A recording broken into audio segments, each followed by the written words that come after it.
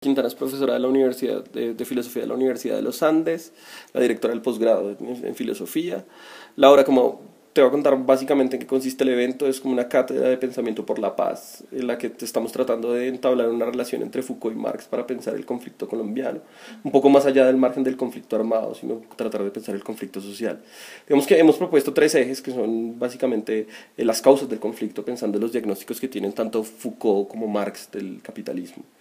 Y en una segunda medida pensar analíticamente el desarrollo del conflicto a través de las herramientas que nos ofrecen tanto Foucault como Marx. Y en ese sentido, pues, hemos pensado pues, en el eje de las relaciones de poder y en el eje de las relaciones de producción, que son determinantes para pensar. Y finalmente, pues, hemos pensado en unas propuestas de emancipación, en el caso de Marx por el lado de la revolución y la emancipación social, y en el caso de Foucault con la cuestión de las contraconductas y las prácticas de sí. Finalmente, como somos como un colectivo que se llama Mangualé, el colectivo tiene la intención de sacar del margen a estos filósofos de las academias, de estas lógicas de conciencias, etcétera, etcétera, y ponerlos a funcionar para la comunidad, para la construcción de un saber popular que esté asentado en otras lógicas totalmente diferentes. Entonces queríamos preguntarle, Laura, ¿qué piensa usted de estas iniciativas? Y cómo le parecen estas iniciativas en el marco de la realidad colombiana que es tan urgente de ser pensada.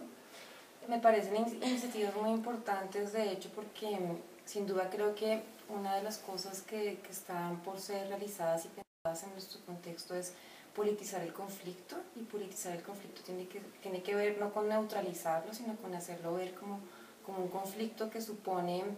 diferencias de comprensión, pero también historias que tienen, digamos, relaciones de violencia en el medio, de relaciones de poder que también se han configurado en medio de esos conflictos. Y me parece que, digamos, estos espacios que no son necesariamente académicos, sino reconocidos como académicos, sino legitimados como parte de un discurso académico, también permiten, digamos, politizar el conflicto y hacer ver otras interpretaciones, otras prácticas, otras formas de agenciamiento, que de alguna manera también han sido neutralizadas en ciertas formas de interpretar y de leer el conflicto. Me parece también que está en juego en esta politización del conflicto desestabilizar las fronteras entre saberes legítimos y saberes que no lo son, y también tener como una comprensión mucho más democrática en un sentido amplio, en el sentido de la forma de gobierno normativamente deseable, sino en el sentido en que pues se trata también de hacer valer experiencias de otros, de cualquiera, que han sido desconocidas y que pueden poner de manifiesto formas de ver, formas de relación que tienen mucho que decirnos sobre nuestras circunstancias. Finalmente, Laura, así como de manera muy breve, y yo sé que no es tu especialidad, Foucault ni Marx, pero ¿qué aportes darían estos dos personajes a pensar el conflicto en Colombia? Teniendo presente que son los dos de los autores más leídos en Latinoamérica, en una tradición muy fuerte. Yo lo vería en dos registros distintos. Por el lado de Marx, pienso que por un lado, sin duda, pues Marx tiene una presencia y una influencia fundamental en nuestro mismo conflicto. Entonces pienso que pues poder también reinterpretar ese conflicto y reagenciarlo tiene que ver también con entender cómo fue apropiado Marx en estas circunstancias y cómo se convirtió también digamos, en un objeto de lucha, o lo que permitía también hacer valer ciertas luchas y hacer valer ciertas formas de confrontación polémica. Entonces me parece por un lado que es fundamental, digamos, tener una interpretación, una aproximación al pensamiento de Marx para poder de alguna manera ubicarnos con respecto a nuestro propio conflicto. Por otro lado, sin duda pienso que aunque uno puede problematizar el pensamiento de Marx desde muchos puntos de vista, hay una comprensión muy interesante de lo que hoy en día se llama violencia estructural,